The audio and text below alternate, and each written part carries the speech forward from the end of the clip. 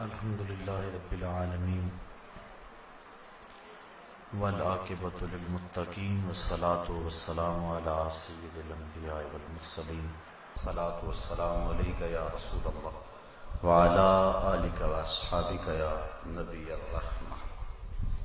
تمام حمد و ثنا، تعریف و توصیف اللہ جل مجدہ کریم کی ذات بابرکات کے لیے جو خالق کائنات بھی ہے اور مالک شہنشاہات بھی۔ اللہ جل وعلا کی حمد و ثنا کے بعد حضور نبی اکرم شفیع امم رسول محتشم نبی مکرم اللہ کے پیارے امت کے سہارے رب کے محبوب دانائے غیوب مالک رقاب امم فخر عرب و عجم والی کون و مکان سیاہ لا مکان سید انس و جاں سرور لالا رخاں نیر تاباں سر نشین مہوشاں ماہ خوباں شہنشاہ حسینہ تتمہ دوراں سر خیل زہرہ جمالاں جلوہ صبح ازل نور ذات لم یزل باعث تکوین عالم فخر آدم و بنی آدم نیر بطحہ راستہ ما اوہا شاہد ما طغا صاحب علم نشرہ معصوم آمنہ احمد مجتبیٰ حضرت محمد مصطفیٰ صلی اللہ علیہ وسلم کے حضور ناز میں اپنی عقیدتوں ارادتوں اور محبتوں کا خراج پیش کرنے کے بعد واجب الاحترام ذی الاحتشام برادران اسلام، السلام علیکم ورحمۃ اللہ وبرکاتہ۔ قرآن مجید کی جس آیت نور کی آپ کے سامنے تلاوت کرنے کا شرف حاصل ہوا ہے، اس میں اللہ تعالیٰ جل شانہ نے ارشاد فرمایا کہ اس کے ساتھ کسی کو شریک نہ ٹھہراؤ اور اس کی عبادت کرو، والدین کے ساتھ اس میں سلوک کرو، اقربا رشتہ داروں کے ساتھ، یتامى مساکین کے ساتھ، اور قریبی رشتہ دار ہمسائے کے ساتھ اور اجنبی ہمسائے کے ساتھ، اور مسافر کے ساتھ، اور جو تمہارے ملک تمہاری لونڈیاں ہیں ان کے ساتھ حسن سلوک کرو۔ بے شک اللہ تعالیٰ اترانے والے فخر کرنے والے کو پسند نہیں کرتا ہے۔ حقوق اللہ، حقوق العباد اور حقوق النفس، حقوق کو ان تین صورتوں میں ایک تقسیم کے انداز میں تقسیم کیا جاتا ہے۔ حضرت معاذ بن جبل رضی اللہ تعالی عنہ فرماتے ہیں کہ میں حضور کا ردیف تھا، یعنی حضور کے ساتھ سواری پہ بیٹھا ہوا تھا، اور حضور دراز گوش پہ جلوہ فراز تھے۔ تو حضور نے مجھے ارشاد فرمایا، یا معاذ اتدری ما حق اللہ علی العباد، اے معاذ جانتا ہے کہ بندوں پر اللہ کے حق کیا ہیں؟ قال اللہ و رسولہ عالم، عرض کی اللہ اور اس کا رسول خوب جانتا ہے۔ صحابہ کو کسی معاملے کے بارے میں یقینی پتہ بھی ہوتا، حضور پوچھتے تو وہ یہی جملہ عرض کرتے، جس طرح حجۃ الوداع کے موقع پہ آخری حج حضور نے فرمایا، صحابہ کو فرمایا کہ صحابہ جانتے ہو آج دن کون سا ہے؟ تو عرض کی اللہ و رسولہ عالم۔ پھر کہا جانتے ہو کہ یہ مہینہ کون سا ہے؟ کہا اللہ و رسولہ عالم۔ کہا جانتے ہو کہ یہ شہر کون سا ہے؟ کہا اللہ و رسولہ عالم۔ کسی نے صحابہ سے پوچھا کہ تمہیں پتہ نہیں تھا کہ آج عرفہ کا دن ہے؟ تمہیں پتہ نہیں تھا کہ یہ مہینہ ذوالحج کا ہے اور یہ شہر مکہ المکرمہ ہے؟ اس میں کون سی کوئی بات تھی؟ فرمانے لگے کہ ہمیں یہ تو پتا تھا، لیکن حضور کی منشا کا پتہ نہیں تھا کہ حضور کیا چاہ رہے ہیں۔ اللہ اکبر۔ تو جس چیز کا یقیناً انہیں پتا ہوتا تھا اس کے بارے میں بھی کہتے تھے اللہ و رسولہ عالم، اللہ اور اس کا رسول خوب جانتا ہے۔ تو کہتے میں نے عرض کی حضور اللہ اور اس کا رسول خوب جانتا ہے۔ تو حضور علیہ السلام نے ارشاد فرمایا، ان یعبد اللہ ولا یشرک بہ شیئا، کہ اللہ کی عبادت کرے بندے، اسی کو پوچھیں اور اس کے ساتھ کسی کو شریک نہ ٹھہرائیں۔ یہ اللہ تعالیٰ کا بندوں پہ حق ہے اور پھر فرمایا اتدری ما حقهم علیہ اذا فعلوا ذلک، جب یہ کام کریں تو پھر اللہ پر بندوں کا کیا حق ہے؟ پھر وہی بات، اللہ و رسولہ عالم، اللہ اور اس کا رسول خوب جانتا ہے۔ تو حضور نے فرمایا اللہ یعذبہم، پھر بندوں کا اللہ پہ حق یہ ہے کہ انہیں عذاب نہیں دے گا۔ جو شخص اپنے عقیدے کی صحت کے ساتھ زندگی گزارے گا اللہ تعالیٰ اس کی مغفرت فرمائے گا۔ تو اللہ تعالیٰ جل شانہ کے اور بھی اس کے علاوہ بہت سارے حقوق ہیں، لیکن آج کی میری گفتگو کا عنوان حقوق العباد،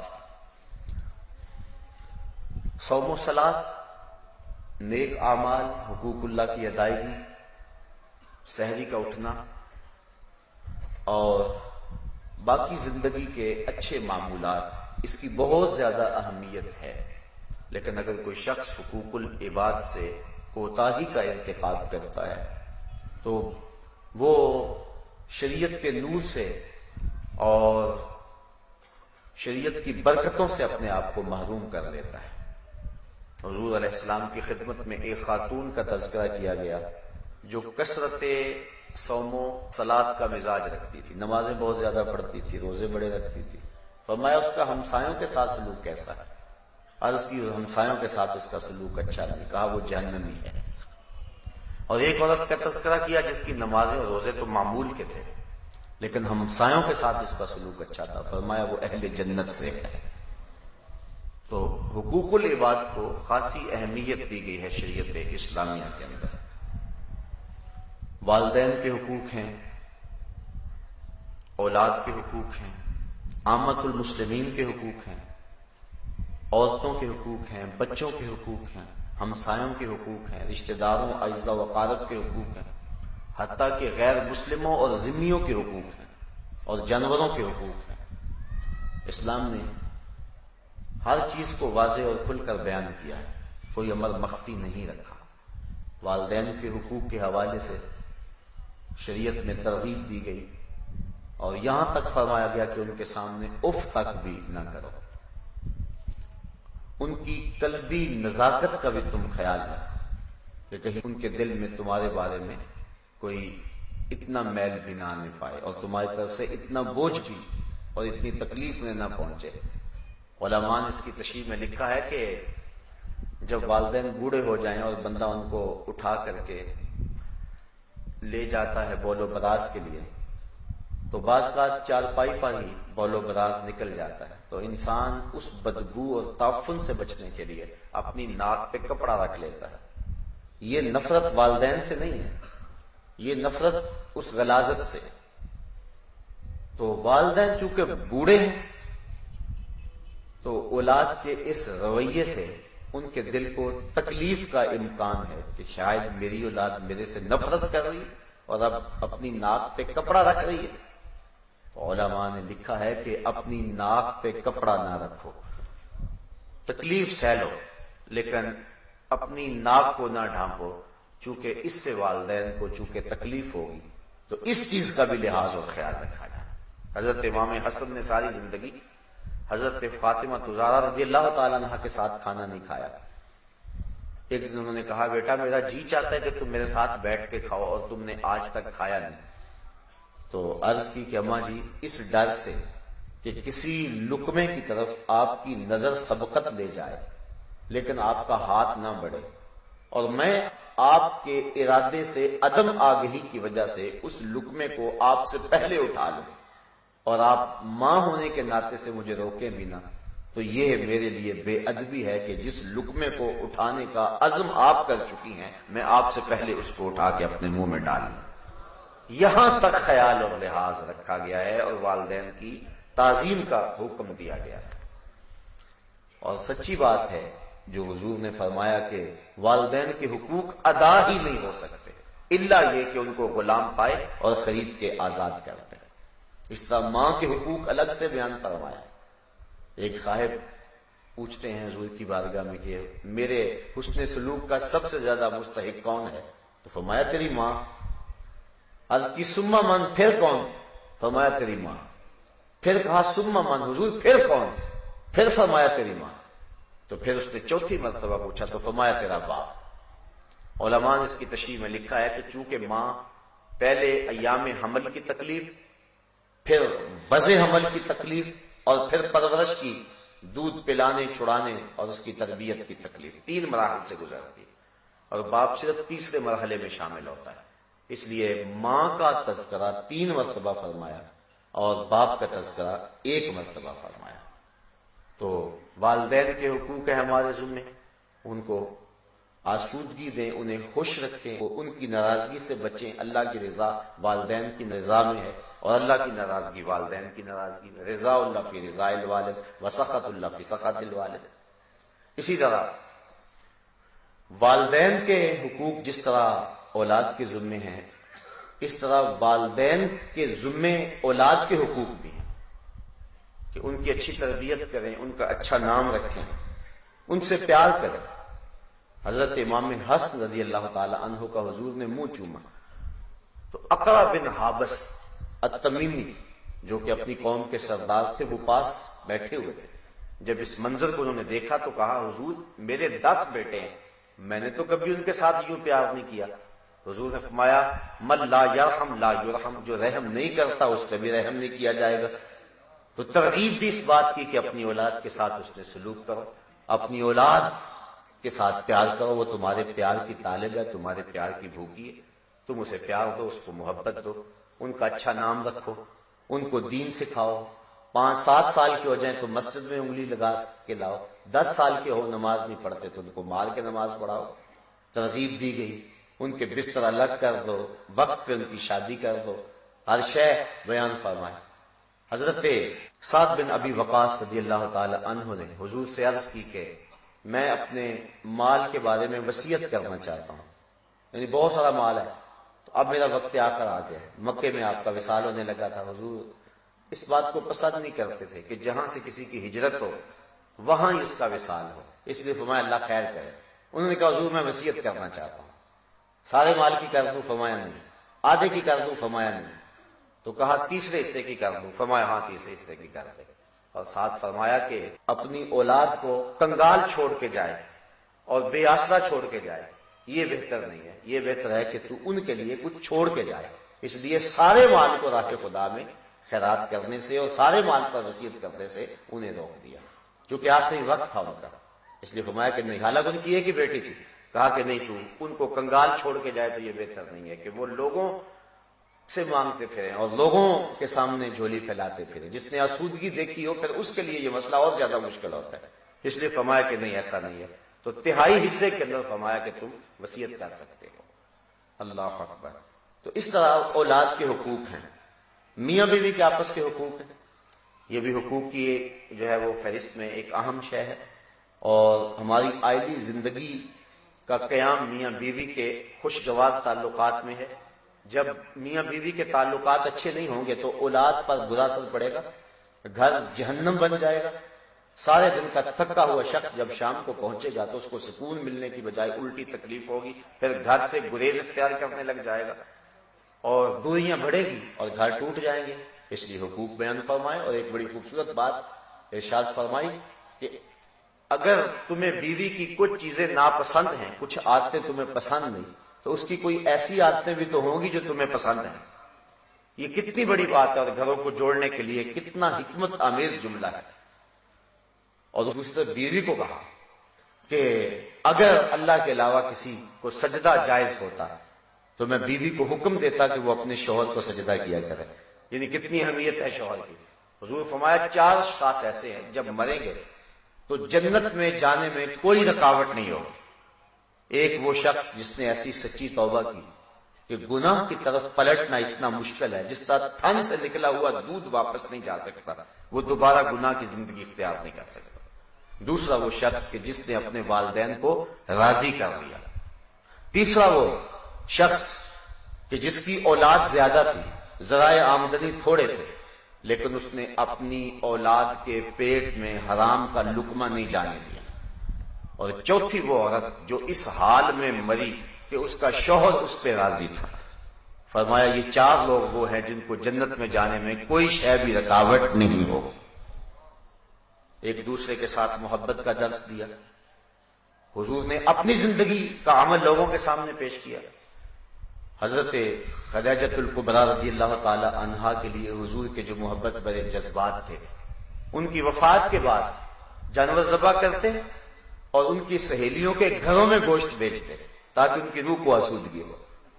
حضرت عائشہ رضی اللہ تعالی عنہا ام المومنین کو حمیرہ کہہ کے پکارتے، بلکہ فرمایا کہ عائشہ کی مثال ایسے ہے جس تک کھانوں میں سرید ہوتا ہے. اور حضرت عائشہ رضی اللہ تعالیٰ عنہ روایت کرتی ہیں کہ حضور کثرت سے حضرت خدیجہ کا ذکر کرتے. ایک دن مجھ سے نہ رہا گیا میرا ان سے جو رشتہ تھا. میں نے عرض کی حضور آپ اس بوڑھی عورت کا تذکرہ نہیں چھوڑتے جس کے ہونٹوں کے گوشے بڑھاپے کی وجہ سے زرد ہو گئے تھے، جبکہ اللہ نے آپ کو بہتر ازواج دے دی. حضور غصے میں آگے فرمایا عائشہ مجھے خدیجہ کے بارے تکلیف نہ دو، جب پورے مکے نے میرا انکار کیا تھا اس خاتون نے میرا اقرار کیا تھا. جب سارا زمانہ دشمن ہو گیا تھا تو انہوں نے دل جوئی کی تھی. کہتے ہیں واللہ اس کے بعد میں نے کبھی ان کے بارے میں کوئی بات نہیں کی ہے. اور حضرت خدیجہ الکبریٰ کا جب آخری وقت آیا تو انہوں نے حضور سے چادر رحمت مانگی. حضور یہ چادر عنایت کر رہے. پوچھا کیوں؟ عرض کی حضور بخار جان لیوا ثابت ہو رہا ہے، میں چاہوں گی کہ اس چادر سے مجھے کفن دیا جائے. کسی شوہر کے بارے میں کسی بیوی کی اس سے بڑی گواہی کیا ہو سکتی ہے کہ وہ کہہ رہی ہے کہ اگر مجھے میرے شوہر کی چادر مل جائے تو میری نجات کی ضمانت ہے. یہ حضور علیہ السلام کی زندگی کا حسن ہے جو نکل کے سامنے آ رہا ہے. تو عرض کی کہ حضور مجھے چادر دے دیں. فرمایا خدیجہ چادر کیا کرنی؟ عرض کی حضور بخار ہے اور مجھے لگتا ہے کہ میرے آخری وقت آ گیا، مجھے چادر دے دے تاکہ مجھے اس میں کفن دیا جائے. حضور کی آنکھیں امڈ آئیں. کہا خدیجہ تم نے چادر مانگی ہے، لو عرفت جلدی لا آتیتک، اگر تو میری جلد بھی مانگتی میں وہ بھی اتار کے دے دیتا. کوئی مثال لاؤ تو صحیح ایسی. آج لوگ حقوق نسواں کی بات کرتے ہیں، کوئی ایک مثال ہی لا کے دکھائیں ایسی. تو اسلام نے یہ روشنی دی ہے، اسلام نے یہ حقوق دیے ہیں. اسی طرح تمام مسلمانوں کو ایک دوسرے کے حقوق ادا کرنے کی تاکید کی اور ان حسن سلوک کا درس دیا. بلکہ فرمایا مومنوں کی مثال ایسے ہے جس طرح ایک جسم ہوتا ہے، جسم کے کسی حصے کو تکلیف پہنچے تو سارا جسم بخار میں مبتلا ہو جائے گا. یہ مسلمانوں کی آپس میں مثال ہے. یا دیوار کی طرح جس طرح ایک دوسری اینٹیں ایک دوسری میں پیوست ہیں اور ان کو مضبوط کرتی ہیں، اس طرح مسلمان ایک دوسرے کو مضبوط کرتے ہیں. اخوت اس کو کہتے ہیں، چبھے کانٹا جو کابل میں تو دلی کا ہر پیر و جواں بےتاب ہو جائے. آج کہا جاتا ہے ہم نے پوری دنیا کا ٹھیکہ تو نہیں لیا ہوا. کیوں نہیں لیا ہوا؟ ہمیں اسلام نے سکھایا یہ ہے.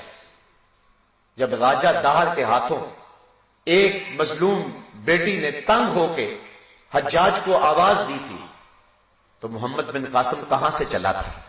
اپنی بہن کی آبرو بچانے کے لیے. یہ اسلام ہے.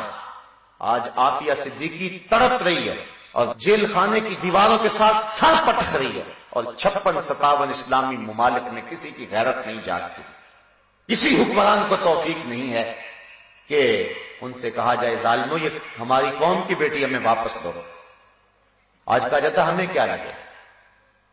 عجیب صورتحال ہے، عجیب رنگ ہے. مسلمانوں کی مثال یہ ہے کہ ایک کو تکلیف ہو سارے بےتاب ہو جاتے. اسی طرح رشتہ داروں کے حقوق ہیں. اللہ تعالیٰ نے ارشاد فرمایا ان اللہ یامر بالعدل والاحسان وایتاء ذی القربى. اللہ تعالیٰ تمہیں عدل و احسان کا حکم دیتا ہے اور قربا یعنی رشتہ داروں کے ساتھ اچھائی کا، ان کو دینے کا اور ان کو عطا کرنے کا حکم دیتا ہے. بلکہ ایک روایت میں آتا ہے کہ افضل صدقہ وہ ہے جو ناراض کنگال رشتہ دار کو دیا جائے. رشتہ دار ناراض ہے تم سے، تمہارا شریک بنا ہوا ہے. حالانکہ یہ بھی ایک عجیب اصطلاح ہے. شریک کا معنی ہے دکھ درد میں شریک، مصیبتوں میں شریک، خوشی غمی میں شریک. اور ہم نے شریک بمانا دشمن بنایا ہوا ہے.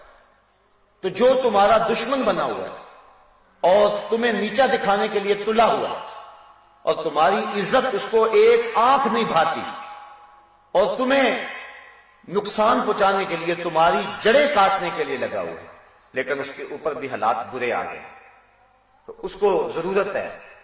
تو اب اس کو اگر تم دو گے تو تمہاری طبیعت اس کی طرف مائل نہیں ہوتی کہ میں سانپ کو کیوں دودھ پلاؤں، یہ تو میرا دشمن ہے.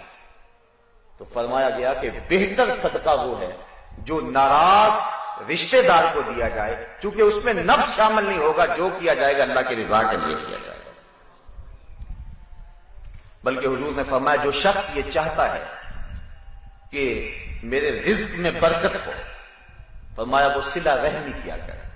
اور ایک حدیث کے لفظ ہیں سل من قطعک وات من حرم، فرمایا جو تجھ سے تعلق توڑے تو اس سے تعلق جوڑ، اور جو تجھے محروم رکھے تو اس کی جھولیاں بھر دے۔ رشتہ داری میں ہوتا ہے کہ لوگ چھوٹی چھوٹی بات پہ بگڑ جاتے ہیں، مجھے رشتہ نہیں دیا، میرے ساتھ یہ سلوک نہیں کیا، چھوٹی چھوٹی باتوں سے بگڑتے ہیں، پھر ساری زندگی نفرت کی دیواریں کھڑی کیے رکھتے ہیں۔ اللہ رسول کے احکام سے لوگوں کا آج تعلق نہیں رہا ہے، نفس اتنے موٹے اور تازے ہو گئے ہوئے کہ بس ہم ان کی خوراک کی فراہم کرتے رہتے ہیں۔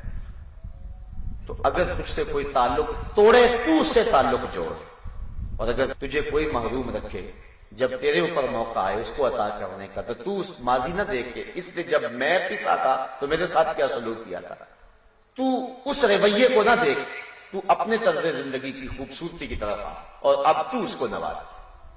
کتنا خوبصورت جملہ ہے، ہزاروں نظمیں نثریں قربان سے ایک جملے پہ، زندگی سمو کے رکھ دی گئی ان دو جملوں میں، سل من قطعک وات من حرمک، جو تجھ سے قطع تعلق ہی کرے تو اس سے تعلق جوڑ، اور جو تجھے محروم رکھے تو اس کی جھولیاں بھر دے۔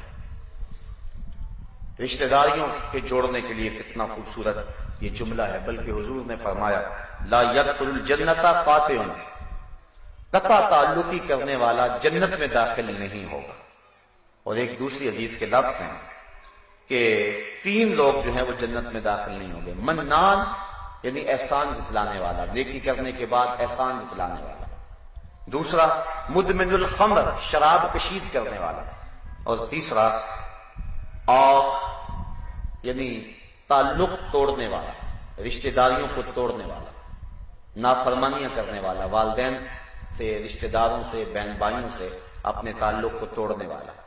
آج ہم کتنے لوگوں سے ہنس ہنس کے ملتے ہیں، ہماری معاشی مجبوریاں ہوتی ہیں، ہماری سیاسی مجبوریاں ہوتی ہیں، ہماری کئی مجبوریاں ہوتی ہیں، ہم کتنے لوگوں کو ہنس ہنس کے ملتے ہیں۔ تو اگر رشتہ داروں کے ساتھ بھی آپ اچھا سلوک کر لیں، بہت سارے لوگوں کا عجیب سا رویہ ہوتا ہے، باہر ہنستے ہوتے ہیں، گھر آ کے فرعون بن جاتے ہیں، اور وہ سمجھتے ہیں کہ یہاں میں نے اپنا روب جمانا ہے۔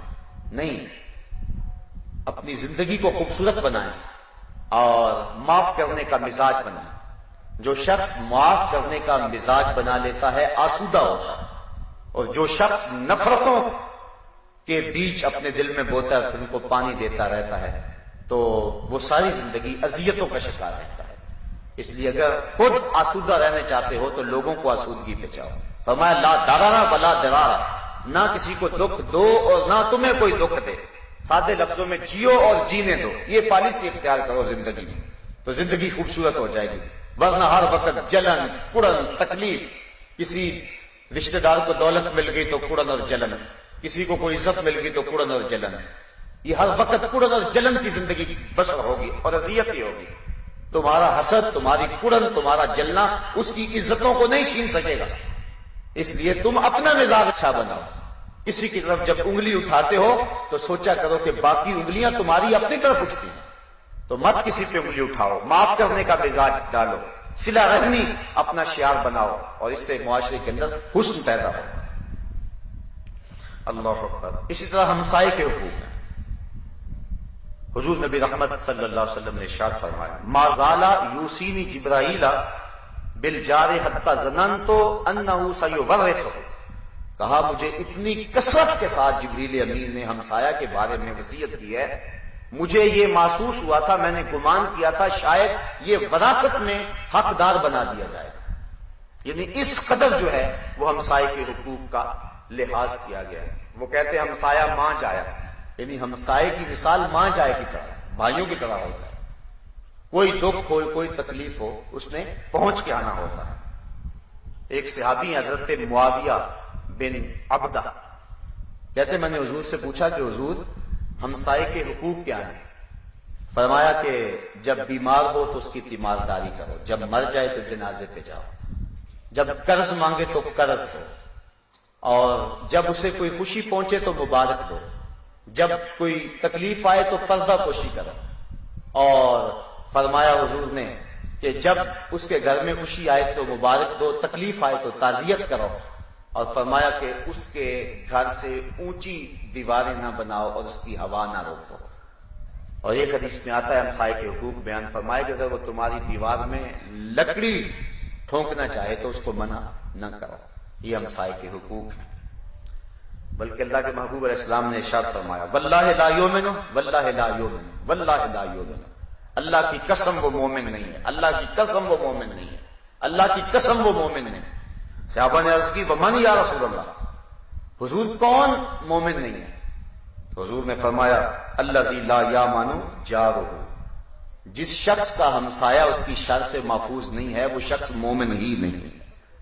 بلکہ ایک حدیث کے لفظ ہیں، فرمایا جو شخص پیٹ بھر کے کھاتا ہے اور رات گزارتا ہے اور یہ جانتا ہے کہ میرا ہمسایہ بھوکا ہے اور اس کو کھانا نہیں دیتا، حضور نے ارشاد فرمایا وہ مجھے مانتا ہی نہیں ہے، اس کا میرے پہ ایمان ہی نہیں ہے۔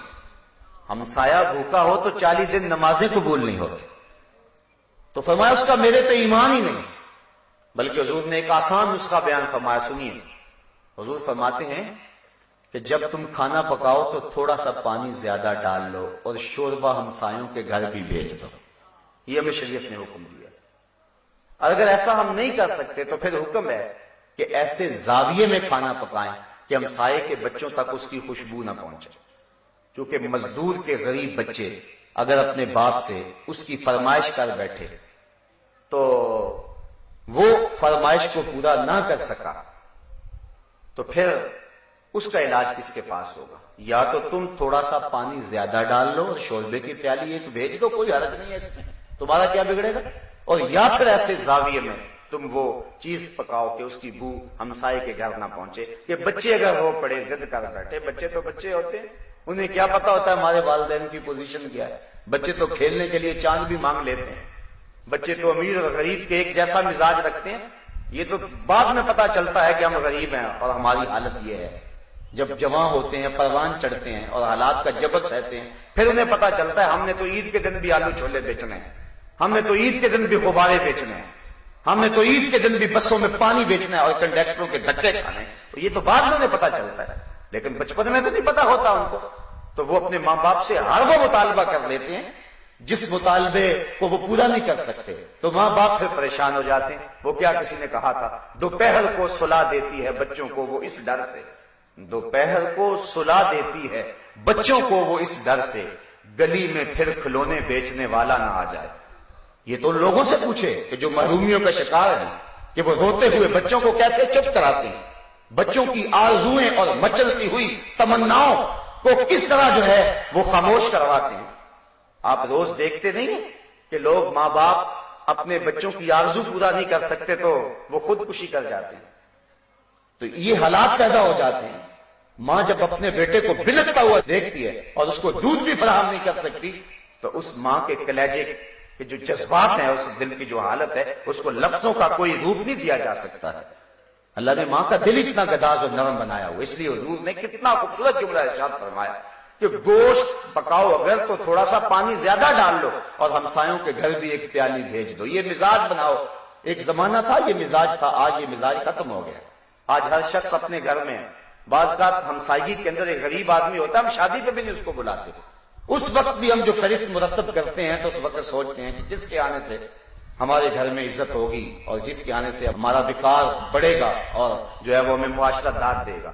غریبوں کو تو اس موقع پہ بھی نہیں پوچھتا۔ اور حضور نے فرمایا شر الطعام طعام الولیمہ، بدترین کھانا ولیمے کا کھانا ہے جس میں عمرہ کو تو بلایا جائے اور غربا کو نظر انداز کیا جائے۔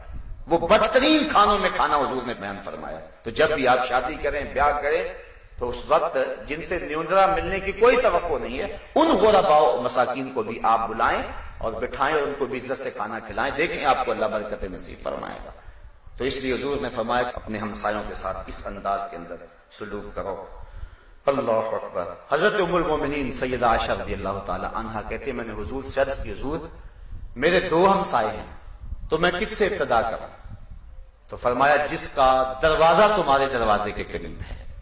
ہمسائے اگر 2 ہوں تو دیواریں سب کی لگتی ہیں، بعض کہتے ہیں گھر کو 5-6 گھروں کی دیواریں لگتی ہیں، تو کہا کہ جس کا دروازہ تمہارے دروازے کے قریب ہے وہ قریبی ہمسایہ ہوگا. ویسے علماء نے فرمایا ہے کہ ہمسایہ 40 گھروں تک ہوتا ہے. آس پاس کے 40 گھر جو ہیں وہ ہمسائے کہلائیں گے. حضور نبی رحمت صلی اللہ علیہ وسلم کا ایک اور فرمان سنیے. فرمایا جو شخص اپنے دوستوں کے ساتھ اچھا ہے اور اپنے ہمسایوں کے ساتھ اچھا ہے وہ اللہ کی نظر میں بھی اچھا ہے، اور جو اپنے دوستوں اور اپنے ہمسایوں کے ساتھ اچھا نہیں ہے وہ اللہ کی نظر میں اچھا نہیں ہے. اس لیے اپنے آپ کو ہمسایوں کے لیے نفع بخش بناؤ اور دوستوں کے لیے نفع بخش بناؤ.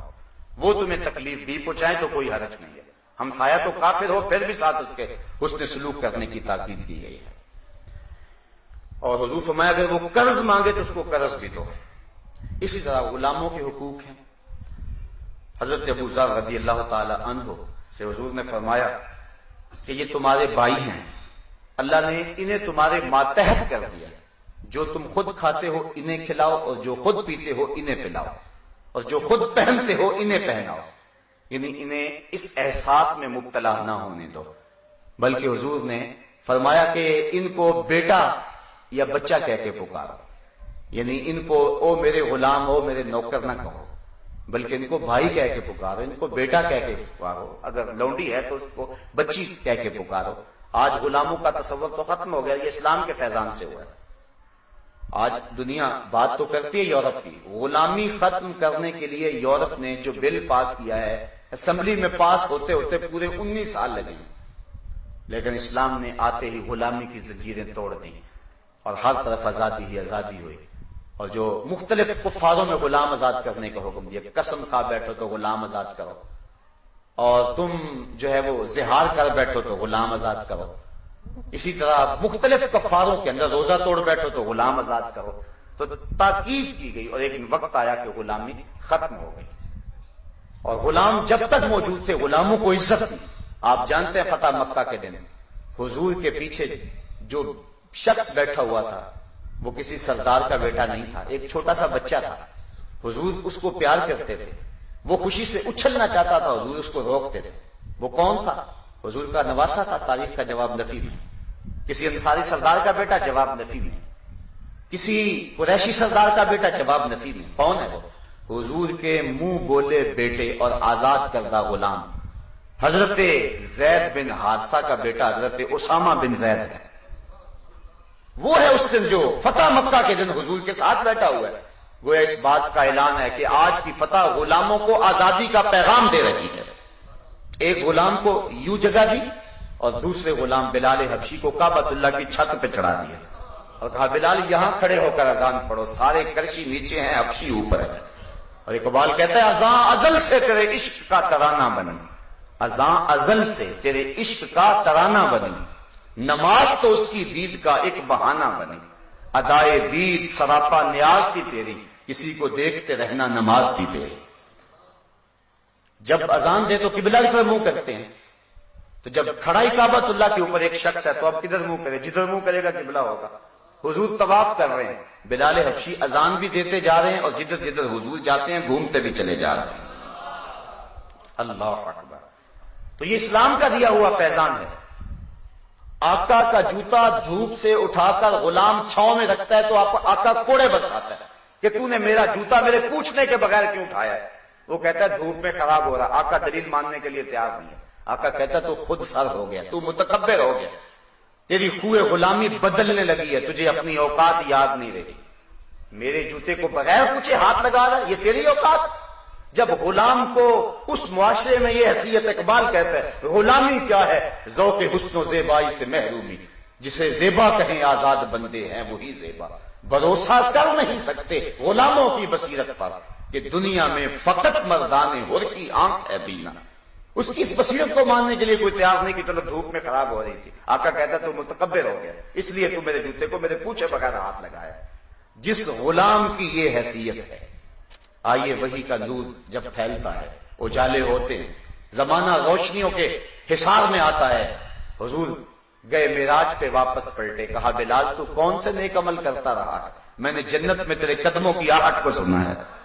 کیا خیال ہے اس ایک جملے نے دور غلامی کی ساری تھکن اتار نہیں دی ہوگی اور بلال فرش سے اٹھ کے فراز عرش پہ نہیں پہنچ گیا ہوگا؟ یہ دیا ہوا دین ہے. غلاموں کے حقوق کا لحاظ اور ان کا خیال رکھا اور جو ہے وہ ان کے ساتھ اس نے سلوک کی ترغیب دی.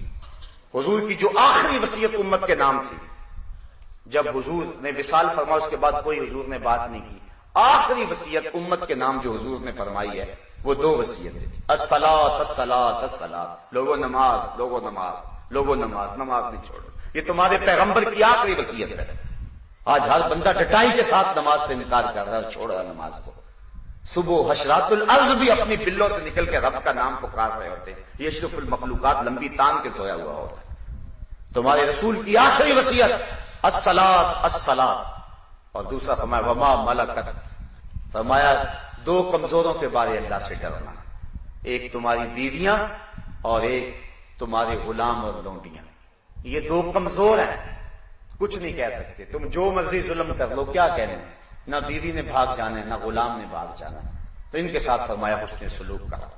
بلکہ حضرت ابو مسعود انصاری رضی اللہ تعالی عنہ روایت کرتے ہیں، کہتے ہیں میں اپنے غلام کو مار رہا تھا کہ میرے پیچھے سے کسی نے آ کر کے کہا تحمل کرو تحمل کرو، برداشت کرو. میں نے جب پلٹ کے دیکھا تو حضور کھڑے تھے اور حضور نے فرمایا ابو مسعود اس غلام پر جتنا تو قادر ہے اللہ تیرے پہ اس سے زیادہ قادر ہے. حضرت ابو مسعود کہتے ہیں حضور میں نے اللہ کے لیے اس غلام کو آزاد کر دیا. حضور فرمایا نہ کرتے تو جہنم میں بھی جاتے. اللہ اکبر. تو غلاموں کے ساتھ اس نے سلوک کرنے کا حکم دیا ہے اور اس نے سلوک کرنے کا درس دیا ہے. اسی طرح جو غیر مسلم ہیں ان کے ساتھ اس نے سلوک کرنے کا، ذمیوں کے ساتھ اس نے سلوک کرنے کا، ان کے حقوق کو ادا کرنے کا حکم دیا ہے. اپنے ماتحت جو ذمی ہیں ان کی جان و مال اور آبرو کے محافظ ہیں مسلمان، اور اگر ان کی حفاظت نہیں کر سکتے تو پھر ان سے جزیہ بھی نہیں لے سکتے. حضرت سعد بن ابی وقاص رضی اللہ تعالی عنہ نے جب حمص فتح کیا اور وہاں انہوں نے ان سے جزیہ لیا، تو جب رومیوں نے پوری اطراف سے مسلمانوں پر حملے کر دیے تو حضرت عمر فاروق رضی اللہ تعالیٰ عنہ کے حکم سے انہیں حمص چھوڑ کے واپس آنا پڑا. تو جب حضرت سعد بن ابی وقاص واپس آنے لگے تو آپ نے عیسائیوں کو بلایا اور بلا کے رقم ان کے سامنے رکھی جو جزیے کی ان سے وصول کی ہوئی تھی. کہا ہم اب تمہارے مال و جان کی حفاظت نہیں کر سکتے، لہذا جزیہ لینے کا بھی حق نہیں رکھتے. تو وہ عیسائی رو پڑے تھے. وہ کہتے تھے کہ اتنے اچھے حکمران ہمیں چھوڑ کے جا رہے. اور آپ اپنی اندلس کی تاریخ پڑھیں، کتنی روشن تاریخ ہے. ہم نے کتنے 100 سال وہاں حکومت کی ہے. آج بھی مسجد قرطبہ اور بیت الاحمر مسلمانوں کی راہیں تک رہا ہے. عبد الرحمن الداخل کا بویا ہوا کھجور کا درخت آج بھی امت مسلمہ کو پکار رہا ہے. وہ 1400 ستونوں پہ مشتمل مسجد جس میں آج گھوڑے بندھے ہوئے اور کلیسا بنا ہوا ہے آج امت مسلمہ کو پکار رہا ہے. رو رہی ہے آج ایک ٹوٹی ہوئی مینا اسے. کل تلک گردش میں جس ساکی کے پیمانے رہے، خیر تو ساکی صحیح لیکن پلائے گا کسے. اب نہ میں کش رہے باقی نہ میں خانے رہے.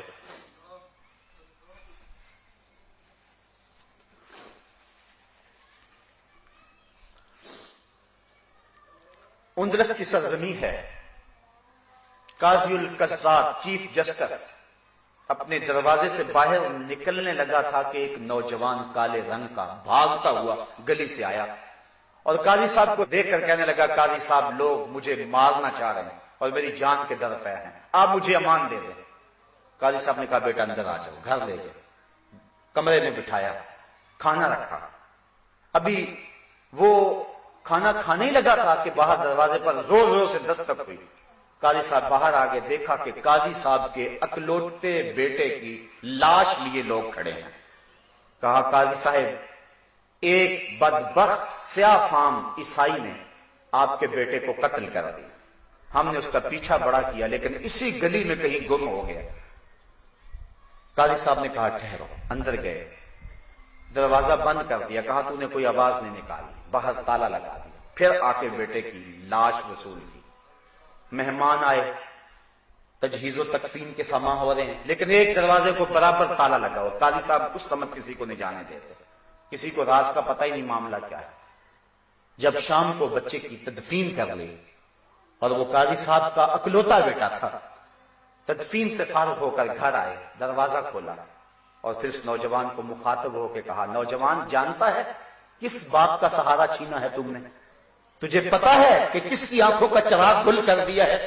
وہ بد نصیب باپ تیرے سامنے کھڑا ہے جس کے بیٹے کو تو نے قتل کیا ہے۔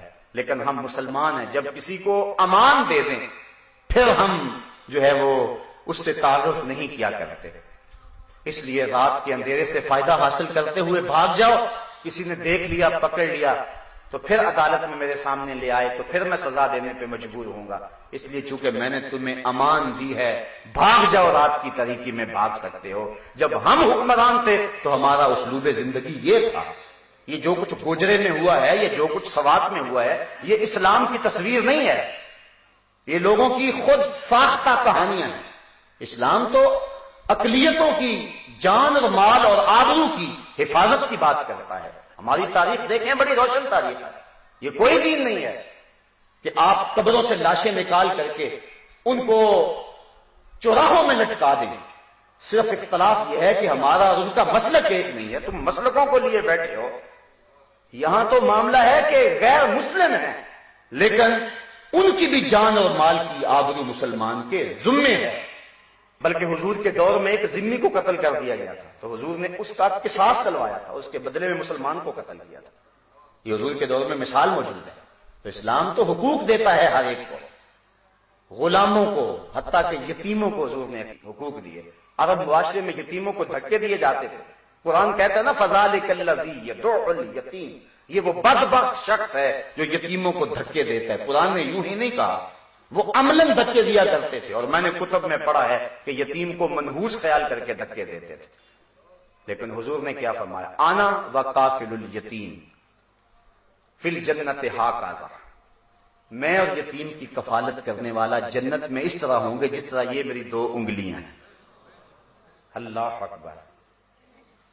بلکہ مجمع لگا ہوا ہے، ایک صحابی نے عرض کی، حضور میرا بیٹا صبح سے گم ہو گیا، مل نہیں رہا، آپ اس کے لیے دعا کر دیں۔ قبل اس سے کہ حضور کے ہاتھ اٹھتے، ایک شخص جو ابھی آیا تھا اور پیچھے بیٹھا ہوا تھا اس نے بھی سن لیا، اٹھ کے عرض کی، حضور ابھی میں فلاں باغ کے آگے سے گزر کے آیا ہوں، میں نے اس کے بیٹے کو بچوں کے ساتھ کھیلتا ہوا دیکھا ہے۔ باپ نے جب سنا کہ میرا بیٹا فلاں باغ میں ہے، صبح سے تلاش کر رہا تھا، دوڑ لگا دی۔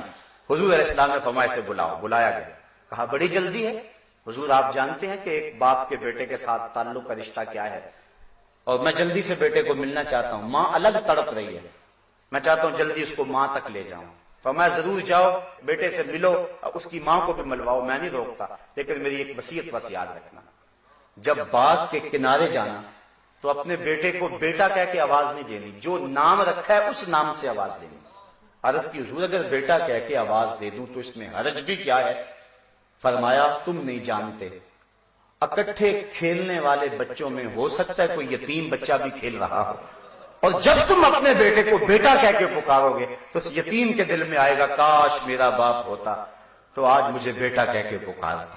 بیوہ کے سامنے اپنی بیوی سے پیار کرنے سے منع کیا گیا ہے، غریب کے سامنے اپنی دولت کی نمائش کرنے سے روکا گیا ہے، یہ اسلام کا مزاج ہے۔ تو کہا ہو سکتا ہے کہ وہاں کوئی یتیم کھڑا ہو اور وہ بھی بچوں کے ساتھ کھیل رہا ہو، چونکہ تم صبح کے بچھڑے ہوئے ہو، تمہارے لہجے میں بلا کی مٹھاس ہے، اور تم جب بیٹا کہہ کے پکارو گے بڑا شہد نچڑ رہا ہوگا تمہاری زبان سے، تو اس کو اپنا باپ یاد آ جائے گا، کاش آج میرا باپ ہوتا تو مجھے بھی بیٹا کہہ کے پکارتا، مجھے بھی آج وہ اس الفاظ اور اس پرنور لفظوں سے پکارتا۔ تو فرمایا کہ تو نے اپنے بیٹے کو بیٹا کہہ کے پکارنا نہیں ہے۔ اللہ اکبر۔ اسلام نے عورتوں کو حقوق دیے، آج مغرب عورتوں کو حقوق دینے کی بات کرتا ہے، جبکہ عورتوں کو جب حق خود ارادیت دیا گیا تو اس میں عمر کا تفاوت رکھا گیا، اور پھر اس بل کو بھی پاس کرنے کے لیے کتنی تگ و تاز ہوئی اور کتنے لوگوں نے انکار کیا۔ اسلام نے عورت کو جو مرتبہ دیا ہے، میں کہتا ہوں عورت تیری تو زندگی پہ زمانہ راضی نہیں تھا، تیری زندگی بچائی ہے تو آمنہ کے لال نے بچائی ہے۔ پڑھ قرآن، پڑھ تاریخ، جب کسی کے ہاں بیٹی جنم لیتی تو اس کا رنگ کالا ہو جاتا، آبرو بچانے کا ایک ہی راستہ تھا کہ اس عورت کو زندہ درگور کر دیا جائے، اور اگر ایسا نہیں کیا جاتا تو وہ شخص معاشرے میں منہ دکھانے کے قابل نہیں تھا. یہ ایسی تاریخ ہے جس کو جھٹلایا نہیں جا سکتا.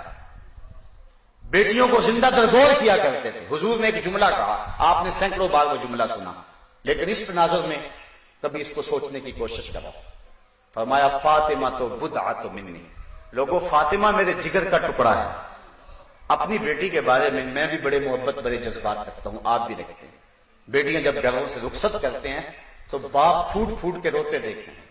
میں نے بوڑھے باپ کو اپنی جھکی ہوئی کمر پہ بوریاں لاد کر کے مزدوری کرتے دیکھا. میری شناسائی جو شخص ہے, میں نے کہا کہ اب بوڑھے ہو گئے چھوڑ دو. کہنے لگا ابھی میری ایک بیٹی رہتی ہے جس کی میں نے شادی کرنی ہے. بوڑھا باپ کمر پہ بوریاں لاد کے مزدوری کر رہا ہے. جوان بھائی فیکٹری میں اوور ٹائم لگا رہا ہے کہ میں نے اپنی بہن کے ہاتھ پیلے کرنے. میں نے کہا یہ بھائی تو قتل کرتا تھا, یہ باپ تو زندہ درگور کرتا تھا. اس کو بیٹی اور بہن کے لیے یہ محبت کس نے دی؟ شکریہ ادا کرے آمنہ کے لال کا کہ انہوں نے یہ عزت دی بیٹی کو. اللہ کے محبوب علیہ السلام نے اس دور میں کہا. آج میں اور آپ اپنی بیٹی کے لیے کوئی ایسا محبت بڑا جملہ کہہ دیں, کوئی بات نہیں ہے. یہ ہمارا معاشرہ, یہ ہمارا کلچر ہے. بیٹی سے پیار یہ ہماری تہذیب کا بھی حصہ ہے اور ہماری فطرت بھی ہے. جب فطرت سو گئی ہوئی تھی اور تہذیب خون خار تھی اور بیٹیوں کو زندہ درگور کر کے باپ فخر کرتا تھا, اس دور میں حضور نے فرمایا بیٹیوں کو زندہ درگور کرنے والوں سن لو, تم تو بیٹیوں کو زندہ درگور کرتے ہو. محمد کی بیٹی محمد کے دل کی ٹھنڈک ہے, میرا دل کا ٹکڑا ہے, میرے جگر کا ٹکڑا ہے. یہ کلمہ محبت بھی ہے, کلمہ جہاد بھی ہے. اس دور میں یہ جملہ کہنا چھوٹی بات نہیں تھی جب لوگ بیٹیوں کو زندہ درگور کر کے فخر کرتے تھے. اور اتنا بڑا جرم ہے, اللہ قرآن میں فرماتا ہے وَإِذَا الْمَوْءُودَةُ سُئِلَتْ بِأَيِّ ذَنبٍ قُتِلَتْ, قیامت کے دن قبروں میں گڑی ہوئی بچیاں اٹھائی جائیں گی, ان کے ظالم باپ کٹہرے میں ہوں گے. اللہ ان بچیوں سے پوچھے گا بِأَيِّ ذَنبٍ قُتِلَتْ, تمہیں کس جرم میں قتل کیا گیا؟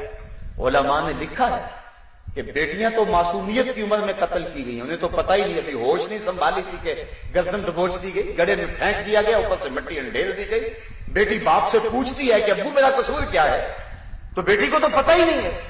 ایک صحابی حضور کی خدمت میں حاضر ہوتا ہے, زمانہ جاہلیت کا واقعہ سناتا ہے کہ میں سفر پہ گیا تھا, واپس پلٹا تو میری بیٹی جو ہے وہ چلنے پھرنے اور بولنے کے قابل ہو گئی تھی, اور ماں نے اس کو بے پناہ میرا پیار سکھایا تھا اس امید پر کہ باپ سے پیار کرے گی تو باپ کے دل میں رحم آ جائے گا. لیکن جب میں نے اپنے آنگن اور بیڑے میں بیٹی دیکھی تو میں جل بھن گیا. اپنی بیوی کو کوسنے دینے لگا کہ اس سے تو نے سانپ کو جنم دے دیا ہوتا تو اچھا ہوتا. پھر ایک دن میں نے باہر اس بیٹی کو کسی بہانے لے گیا اور اس کے لیے گڑا کھودا, اور جب میں گڑا کھود رہا تھا بیٹی کو نہیں پتا تھا کیا, اور میں پسینے سے شرابور ہوا تو بیٹی اپنے دوپٹے کے کونے سے میرے ماتھے کا پسینہ صاف کرنے لگی اور کہتا حضور مجھے پھر بھی ترس نہ آیا. اور پھر کیا ہوا کہ جب پسینے سے میں شرابور تھا اور پیاس سے ہلکان ہو جا رہا تھا اور میں لگا ہوا تھا گڑا کھودنے میں نے نظر اٹھائی تو دیکھا بیٹی باہر نہیں. میں نے دل میں کہا جان چھوٹی, کسی سمت بھاگ بھی چلی گئی. لیکن تھوڑی دیر کے بعد میں نے دیکھا کہ ایک سمت سے میری بیٹی دوڑی آ رہی ہے. اس نے اپنے دوپٹے کا ایک کونا پانی سے بھگویا ہوا اور میرے قریب آ کے نچوڑتی ہے اپنے دوپٹے اور آنچل کے کونے کو اور کہتی ہے ابو آپ کو پیاس لگی ہوگی. یا رسول اللہ مجھے پھر بھی ترس نہ آیا. اب آگے کچھ اس نے بیان کرنا چاہا, حضور نے فرمایا بس کرو میرا کلیجہ پھٹا جا رہا ہے. تو بیٹیوں کو زندہ درگور کر کے فخر کرتے تھے. اور اللہ فرماتا ہے وَإِذَا الْمَوْءُودَةُ سُئِلَتْ, قیامت کے دن قبروں میں گڑی ہوئی بچیاں اٹھائی جائیں گی, ظالم باپ کٹہرے میں ہوں گے. اللہ ان بچیوں سے پوچھے گا تمہیں قتل کیوں کیا گیا؟ قتل بچیوں کو باپوں نے کیا ہے اور کٹہرے میں موجود ہے, انہیں پوچھا جائے. اسباب جرم محرکات نے پوچھے جائے تم نے کیوں قتل کیا؟ ان کے معصوم اور ننھے دامن پہ کیا داغ دیکھا؟ لیکن ان سے نہیں پوچھا جا رہا, پوچھا ان بچیوں سے جا رہا ہے. تو علماء فرماتے ہیں کہ بیٹیوں کا قتل اتنا گھنونا جرم ہے کہ اللہ تعالیٰ ان کے ظالم باپوں سے بات کرنا بھی گوارا نہیں کرتا. یہ بھی گوارا نہیں ہے کہ ان سے کلام کیا جائے, چاہے کلام عطا بھی کیوں نہ ہو. تو عورت کو تو حق ہی نہیں تھا, اسلام نے حق دیا. زندگی کا حق اسلام نے دیا, وراثت کا حق اسلام نے دیا. باپ کی وراثت میں بھی حقدار ہے, شوہر کی وراثت میں بھی عورت حقدار ہے. اس کو حق مہر کا حق اسلام نے دیا, آزادی اظہار کا حق اسلام نے دیا, نکاح میں اختیار کا حق اسلام نے دیا. یہ تو متاع سمجھی جاتی تھی, یہ تو مال سمجھا جاتا تھا, یہ تو کھلونا سمجھا جاتی تھی, اس کی آبرو سے کھیلا جاتا تھا. آپ پڑھیں تاریخ کہ عورت کے ساتھ کیا کیا سلوک نہیں ہوا ہے۔ افلاطون تو اس کو انسان ماننے کے لیے تیار نہیں ہے، وہ کہتا ہے کہ یہ از قبیل جن سے انسان نہیں ہے، وہ ہم شکل ضرور ہے، انسان کو جنم بھی دیتی ہے لیکن خود انسان نہیں ہے۔ بدھ نے کہا کہ اللہ کا قرب چاہتے ہو تو عورت سے دور ہو جاؤ، یہ بدی کا سرچشمہ ہے۔ عیسائیوں کے ہاں بھی یہ تصور پایا جاتا ہے، یہ فادر اور نن کی اصطلاح آپ جو سنتے ہیں، فادر اس شخص کو کہتے ہیں کہ جو عورت سے کنارہ کشی اختیار کر لیتا ہے، کہتا ہے تب مجھے قرب ملے گا۔ لیکن اسلام نے اس کی نفی کی قول و عمل سے۔ حضرت عائشہ رضی اللہ تعالی عنہا کے بستر میں حضور کو وحی آیا کرتی تھی، یہ تو کہتے عورت بدی کا سرچشمہ ہے، وہاں وحی بستر عائشہ میں آیا کرتی تھی رضی اللہ تعالی عنہا۔ تو یہ اسلام نے اس کو حق دیا، وراثت کا حق اسلام نے دیا ہے۔ لوگ کہتے ہیں عورت کی گواہی یاد ہی رکھی، اللہ نے حکمت میں فرمائی گواہی یاد اس لیے کہ ایک بھول جائے تو دوسری یاد کروا دے۔ باقی عورت کی گواہی کا اعتبار دیکھنا ہو، ہر شخص اپنے باپ کو باپ مانتا ہے، کس کی گواہی پہ؟ صرف اپنی ماں کی گواہی پہ۔ ایک گواہی اتنی معتبر ہے کہ ہر شخص اپنے باپ کو باپ تسلیم کرتا ہے اس اکیلی گواہی پہ، اور پھر اسی گواہی پہ آگے وراثت کے احکام چلتے ہیں، وارث تبھی ہوگا اس کے مال میں۔ تو اسلام نے یہ عزت دی ہوئی ہے عورت کو کہ اس کی گواہی اتنی معتبر ہے کہ کہیں بھی ایک گواہی کسی اس اہم معاملے میں معتبر نہیں ہے سوائے عورت کے۔ تو اسلام نے عزت دی ہے، اسلام نے وقار دیا ہے، حتیٰ کہ اسلام نے سائل کو اور محروم کو بھی حق دیا ہے۔ جو تم سے مانگنے آ جائے اس کا حق یہ اسے دو، چاہے وہ گھوڑے پہ چڑھ کے ہی آئے۔